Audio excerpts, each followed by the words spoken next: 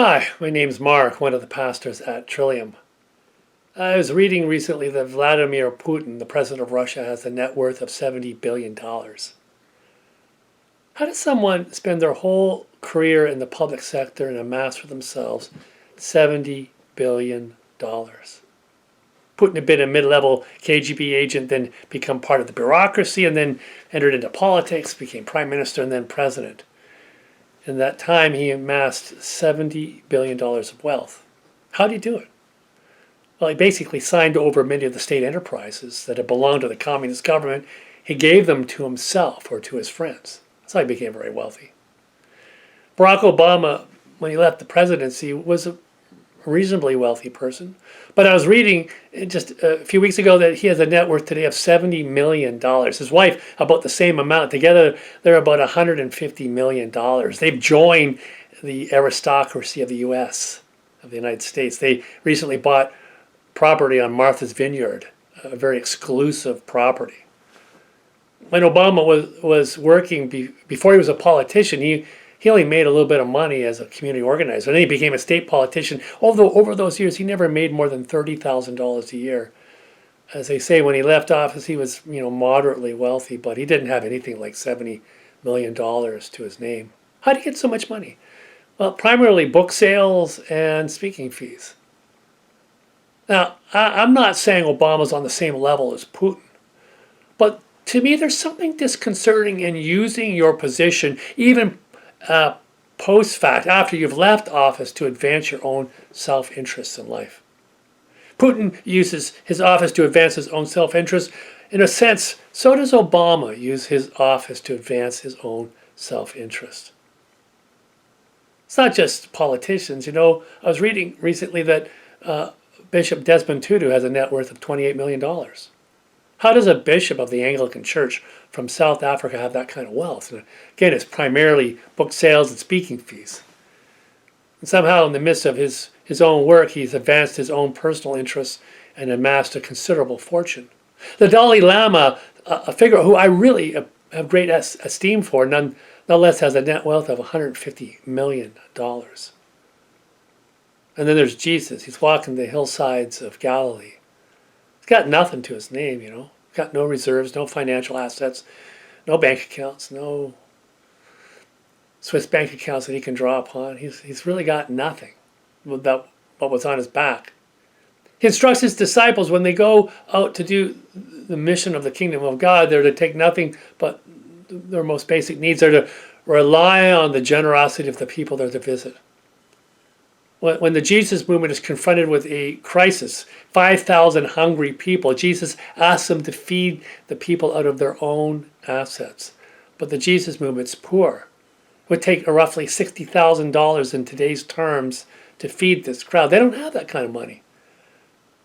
All the people I've mentioned, Putin, Obama, Desmond Tutu, the Dalai Lama, they all have sufficient resources to feed a crowd like 5,000 people, but the Jesus movement does not have those kinds of resources. They've embarked on a different approach to leadership in life, not advancing their own personal interests. The Jesus movement is advancing the interests of God in life, and part of that interest is to engage in a leadership that's very different from the world's. People of Israel find themselves by the Euphrates River in a very distant land, far removed from where they thought they would be. Somehow they'd taken a wrong turn in life, and they're now thousands of miles away from where they're meant to be. The Old Testament explains to us how this happened. One of the reasons that the people of Israel took a wrong turn in life is because their leaders failed them. Their leaders pursued their own agenda, not God's agenda, not even the best interests of the nation. The leaders of Israel pursued their own agenda in life. They advanced their own self-interest over and against the best interests of the nation or the mission God had given to them. That's what led them in part to make that wrong turn in life and to find themselves far away from where they're meant to be. Isaiah has this great vision of leadership, a new way of leading in life. It's built on service. In fact, this leader is called servant, the servant of the Lord. the new leader of Israel will not be a king or a queen, some lord or master or some tyrant who rules over the nation. Rather, this new leader of Israel will be a servant. Now, Israel never does get that kind of leader. They come back from the foreign land. They don't get that kind of leader. They come back to the promised land and they revert to their old ways. And their leaders revert to their old ways and they begin to pursue again their own self-interest, their own wants and desires, to advance their own agendas in life. And this leads the nation to another crisis. They find themselves under the domination of a foreign power. And that Gentile world out there, it's not any better out there either. People are strutting and striving to be top of the heap in the interaction, say, for instance, of the Roman Empire. You know, there's Sulla fighting Marius, there's Caesar fighting Pompey, there's Octavian fighting Mark Antony. Each wants to be at the top of the whole lineage, top of the pyramid, so they may dominate the world around them. It's into this world that a little baby's born in a small, insignificant town in a backward part of the Roman Empire. The great empire. This person will lead no army. They have no vast resources, financial resources to draw upon. They're part of no prescribed power system that gives them authority. Yet this one will fulfill the vision of Isaiah's understanding of leadership. They will become the servant leader of the Lord. They will be the servant of the Lord.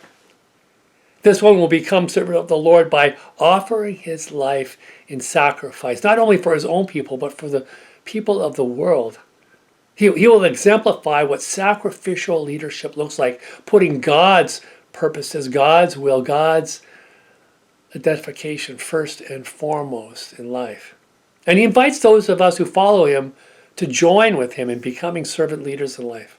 Not strutting about like the world's leaders do, not seeking one's own advancement, one's own personal interests in the practice of service, but rather offering sacrificial leadership that puts the interests of the whole ahead of the one. A few years ago, I saw this black guy from South Carolina. He was being interviewed on a news program on the TV. It was about the time of Charlottesville, and of course, media was really up in arms about these white nationalists, these white supremacists gathering in that city.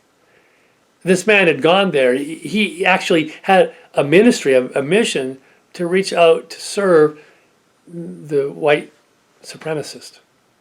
He was called by Jesus Christ to be an ambassador of love to people who hated him, who despised him.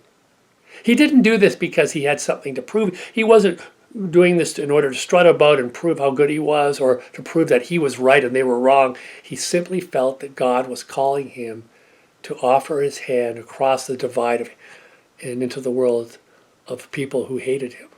He was to draw people from the world of hatred and violence into the world of love and peace. And this guy, you probably never hear of him again. I don't even remember his name. He's disappeared into the background noise of the culture, yet if you give me one of those people, I can change the whole energy of a church. You give me 10 of those people, you can probably change the whole energy of a town. 100 would change the energy and the whole direction of a state or a province. Give me 1,000 of these people, and I can change the United States of America. 10,000, and I can change the whole direction of the world. Jesus calls us to be servant leaders, to join him.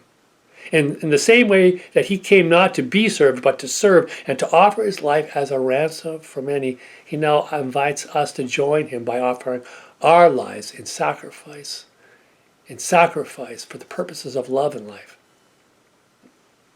I can't think of a greater thing to do with my life, to put aside my own ambition and embrace the ambition of God in bringing about God's way of love and peace on earth for all.